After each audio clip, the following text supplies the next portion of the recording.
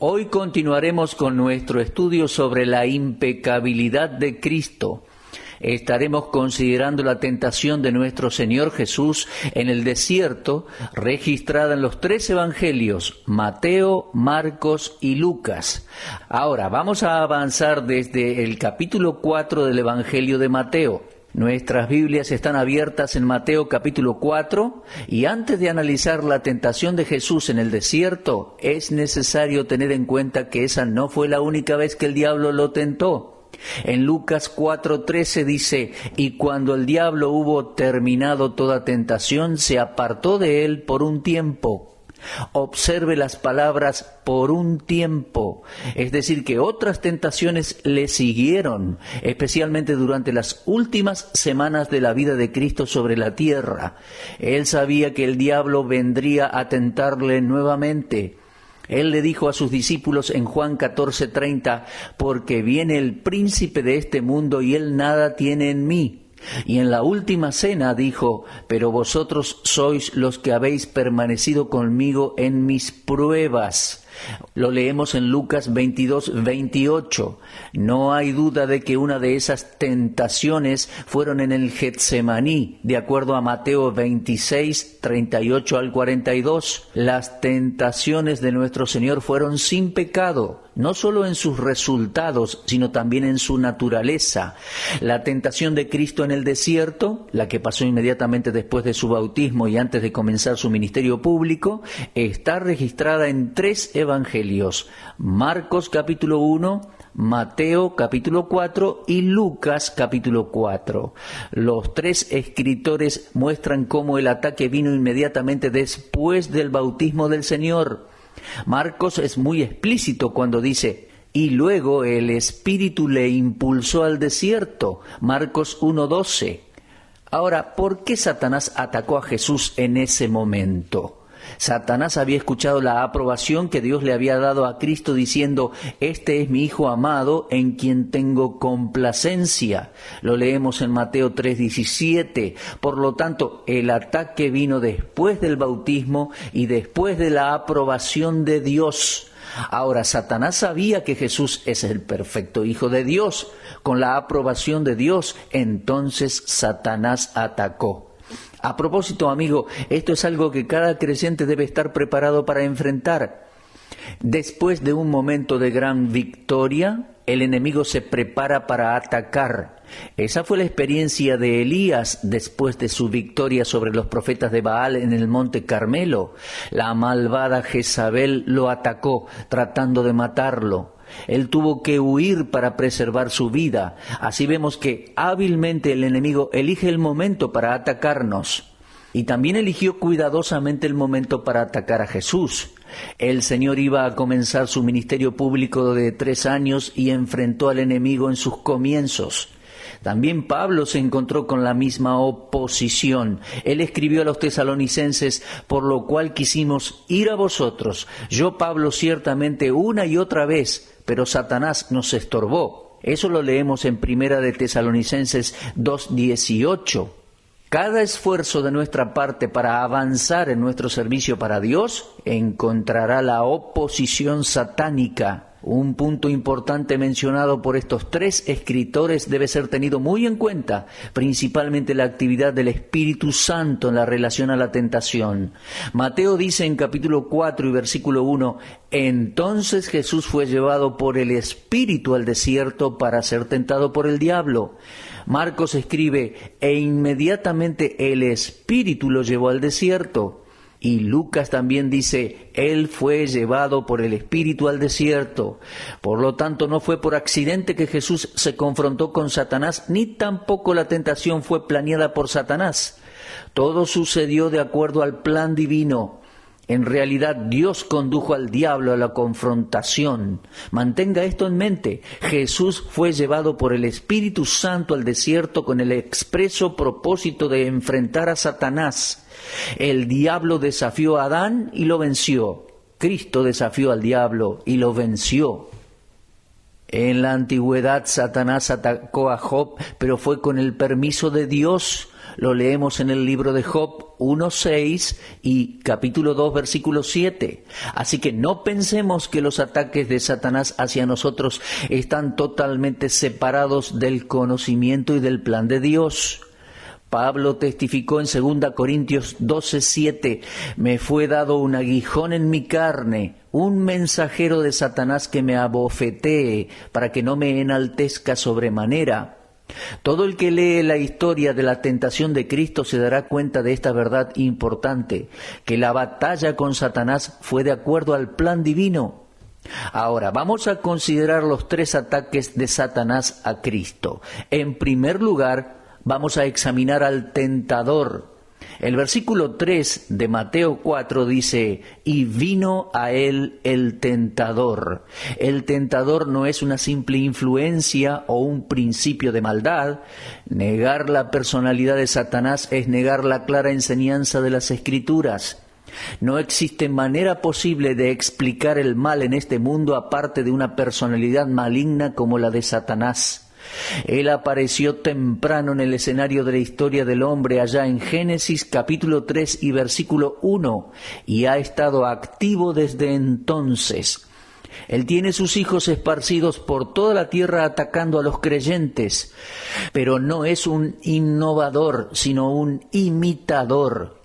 Por eso Pablo escribe en 2 Corintios 2:11, y no ignoramos sus maquinaciones.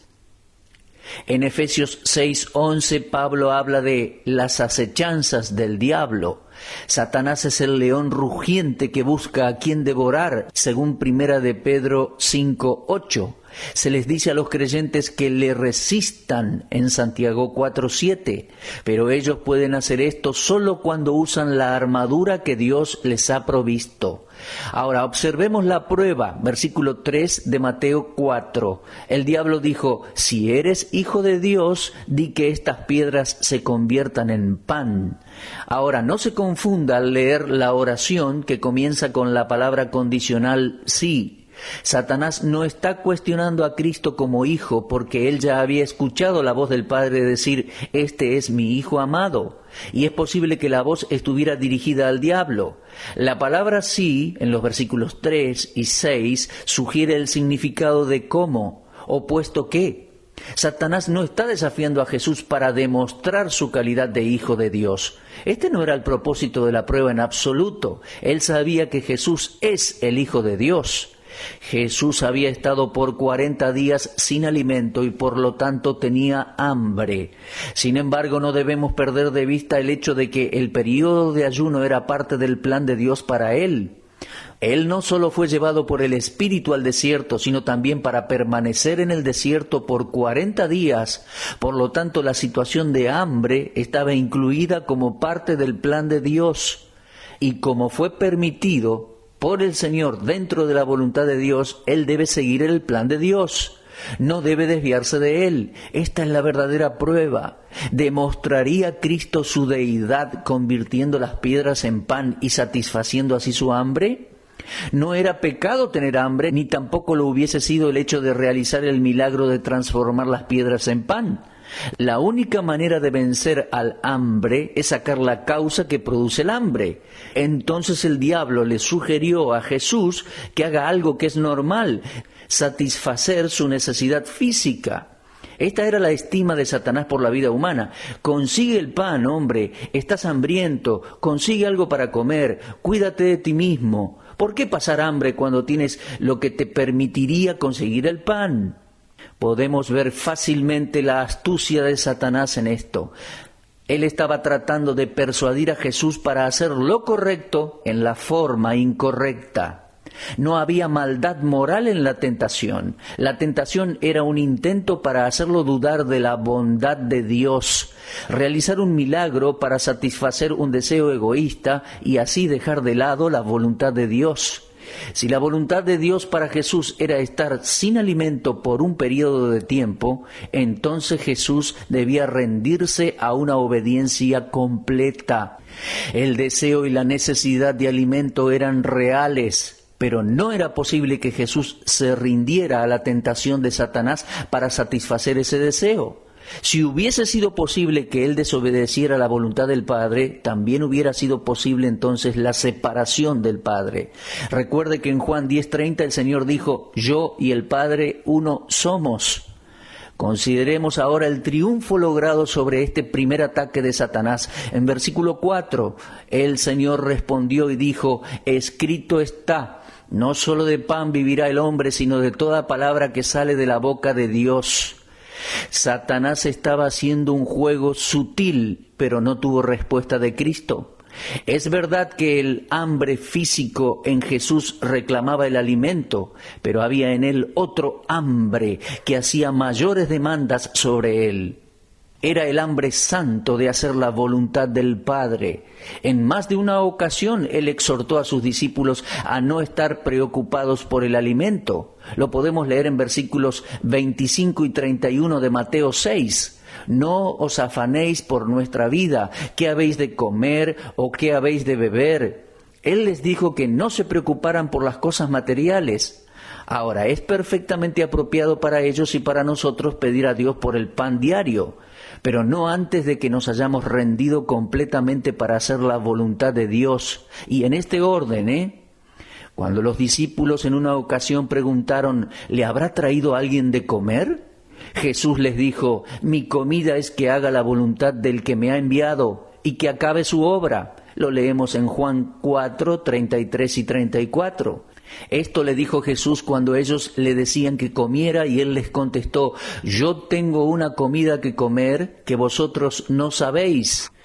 Así, aún en la hora de necesidad física, se puede encontrar fortaleza y satisfacción al hacer la voluntad de Dios.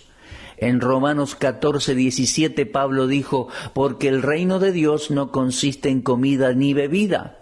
Así Jesús triunfó cuando fue atacado por el diablo. Las primeras palabras de nuestro Señor ante el ataque de Satanás fueron: está escrito. Con estas primeras palabras, Cristo declaró su posición en relación a la palabra de Dios. Mencionó la ley de Moisés en Deuteronomio 8:3. Así el ataque de Satanás fue rápidamente refutado, porque él no tiene poder para soportar la palabra de Dios. Satanás puede ser limitado por la palabra de Dios. Sin embargo, la palabra nunca puede ni podrá estar limitada por nadie. En este punto nos damos cuenta de la fuerte implicancia que tiene la referencia del Señor a las Escrituras. Nuestra línea de defensa en contra del diablo es la palabra de Dios. En 2 Corintios 10:4 Pablo escribió: porque las armas de nuestra milicia no son carnales, sino poderosas en Dios para la destrucción de fortalezas. La Biblia es una fuente segura de fortaleza. Jeremías dijo: fueron halladas tus palabras y yo las comí, y tu palabra me fue por gozo y por alegría de mi corazón. Lo leemos en Jeremías 15:16. La armadura del cristiano no está completa sin la espada del Espíritu, la cual es la palabra de Dios. Amigo mío, no permita que el diablo le separe de la palabra de Dios. Si usted y yo vamos a permanecer en la voluntad de Dios, debemos permanecer en la palabra de Dios.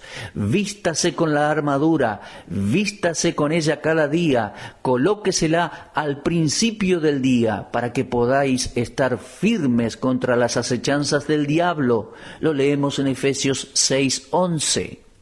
Muy bien, continuemos ahora con el segundo ataque del diablo al Hijo de Dios. Lo leemos en Mateo 4, 5 y 6.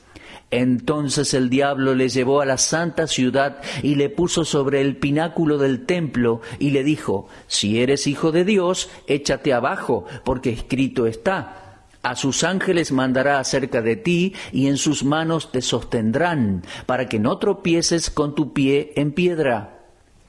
La respuesta del Señor en el primer ataque de Satanás no puso fin a los ataques del diablo. El diablo es persistente, sus métodos son muchos y variados. Cuando falla con uno, recurre a otro. No está limitado a ninguna línea de ataque, sino que adapta cada ataque a una situación en particular. Las tentaciones del diablo son como las olas del mar. Si una ola no nos derriba, otra le seguirá de inmediato. Nunca estaremos libres de pruebas y tentaciones en esta vida. La victoria sobre una tentación debe ponernos en guardia esperando la siguiente. Esto, queridos amigos, es parte de la astucia de Satanás, pero gracias a Dios no ignoramos sus maquinaciones. El segundo ataque a Jesucristo se llevó a cabo en un lugar y con un entorno completamente diferente al primero. Y sin dudas, esta fue otra estrategia de Satanás. Se movió del desierto, un lugar aislado, a la ciudad santa, Jerusalén, y al templo. ¿Por qué? Es allí donde se reunían las multitudes. Y las dos tentaciones son parte de un todo. La primera tentación fue para hacerle desconfiar de Dios, y esta involucraba a dos personas, el Padre y el Hijo. Pero aquí, en la segunda tentación, fue para que el Señor llegara a sentir orgullo espiritual, confianza en sí mismo, para ejecutar un acto sobrenatural que le hiciera ganar el aplauso de las masas. Ambas tentaciones fueron para intentar que Él demostrara su poder divino. Convertir piedras en pan era un milagro, un acto que Jesús podría haber ejecutado fácilmente, como lo hizo cuando convirtió el agua en vino, o cuando alimentó a miles con 5 panes y 2 pescados. Pero convertir las piedras en pan, según la sugerencia del diablo, tendría que hacerlo con una motivación equivocada, es decir, poniendo lo material por sobre lo espiritual y, por tanto, desconfiando de Dios. Ahora en la segunda tentación el diablo se va al otro extremo. En sustancia dice, si no puedo hacer que Jesús dude de Dios, lo llevaré a que confíe de tal manera que esto le lleve a un orgullo espiritual. Y en versículo 6 tenemos, si eres hijo de Dios, échate abajo, porque escrito está, a sus ángeles mandará acerca de ti, y en sus manos te sostendrán, para que no tropieces con tu pie en piedra. El Señor ya había demostrado su fe absoluta en el Padre, considerando sus necesidades físicas, y lo hizo bajo una circunstancia muy difícil como lo es el sentir hambre. Y aún más demostró la base de su fe, la palabra de Dios escrita.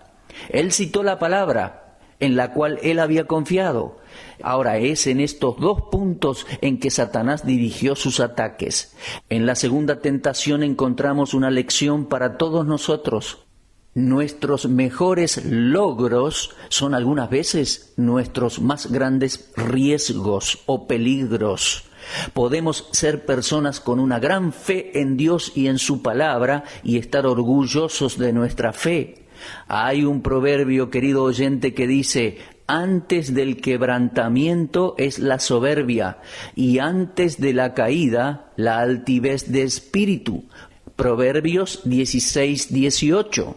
Y el diablo conocía esto, porque este mismo pecado fue el que causó su caída, de acuerdo a 1 de Timoteo 6:9. Queridos amigos, debemos caminar con cuidado, especialmente en aquellos lugares altos donde sentimos que yace nuestra fortaleza, porque es allí exactamente donde Satanás nos atacará. Es allí donde atacó al Señor Jesús. Si Jesús está confiando implícitamente en el Padre, esperando que el Padre le provea pan a su tiempo, entonces, ¿por qué no confiar en el Padre por completo?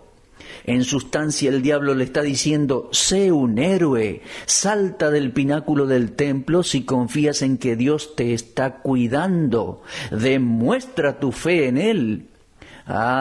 Este fue un movimiento inteligente por parte del diablo. Los 40 días en el desierto fueron parte del plan de Dios y el Espíritu Santo introdujo a Jesús en aquella experiencia.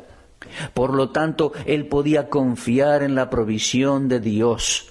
Pero aceptar la sugerencia del diablo y crear una situación peligrosa no hubiese sido fe, sino presunción. Hay otro aspecto posible en esta segunda tentación. El lugar cuidadosamente elegido sugiere que Satanás pudo haber tenido en mente la idea de presentar él mismo a Jesús públicamente. El lugar del templo sería el centro para las reuniones religiosas con mucha gente esperando al Mesías y su reino. Si lograba que Jesús ejecutara este milagro, la gente le hubiese recibido como el Mesías. Pero el método del diablo de lograr que la gente aceptara a Cristo hubiera pasado por alto la cruz. Tal milagro hubiese traído multitudes a los pies de Cristo, pero esto hubiese sido irrelevante en el plan de Dios respecto a la redención. La obra de Dios debe ser hecha a la manera de Dios. Para Cristo, arrojarse del pináculo del templo hubiese sido una decisión equivocada, y Él no pudo haber hecho esto. Él dijo en Juan 8:29, porque el que me envió conmigo está. No me ha dejado solo el Padre, porque yo hago siempre lo que le agrada. En esta tentación, diferente a la primera, el diablo citó las Escrituras. Le dijo a Jesús en el versículo 6, a sus ángeles mandará acerca de ti, y en sus manos te sostendrán para que no tropieces con tu pie en piedra. Y ese era el Salmo 91 y versículo 11. Recuerde lo que dije anteriormente, el diablo no es un innovador, es un imitador. Él había escuchado a Jesús citar las Escrituras con eficacia, y el diablo recurrió al mismo método. Alguien ha dicho, ¿qué es esto que veo? Es el mismo Satanás con una Biblia debajo del brazo y un texto en su boca. Este método es usado con efectividad por Satanás aún hoy, mi amigo. Él tiene sus ministros que imitan a los ministros de Cristo. Pablo escribió acerca de esto en su segunda carta a los Corintios, en capítulo 11, versículos 13 al 15. Porque estos son falsos apóstoles, obreros fraudulentos, que se disfrazan como apóstoles de Cristo. Y no es maravilla, porque el mismo Satanás se disfraza como ángel de luz. Así que no es extraño si también sus ministros se disfrazan como ministros de justicia, cuyo fin será conforme a sus obras.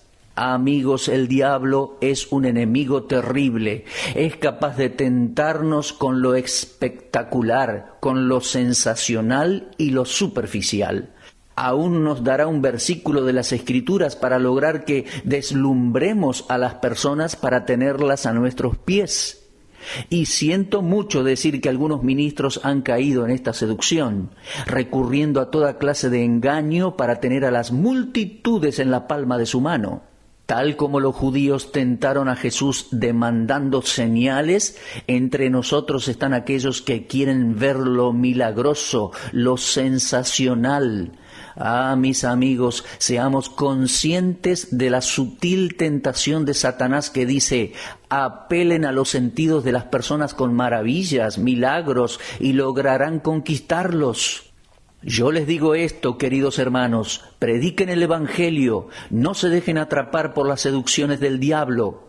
Y es mejor que evalúen cuidadosamente las Escrituras que están usando, porque el diablo puede usar también las Escrituras. Es mejor que evalúe las Escrituras cuidadosamente, porque Satanás puede dársela incorrectamente, quitando algo de ella, o añadiendo algo, o cambiando algo en ella. El diablo es un experto en manejar la palabra de Dios, mi amigo, más experto que algunos ministros. Y el pasaje que él cita puede adaptarse a la ocasión en una manera perfecta, pero vigile la más pequeña omisión. Porque el texto dice, te guardará en todos tus caminos. La trampa es hacer que la Biblia diga lo que ciertamente no dice. Y esto es lo que el diablo hizo con el Señor Jesús. Pero el triunfo de Cristo fue maravilloso.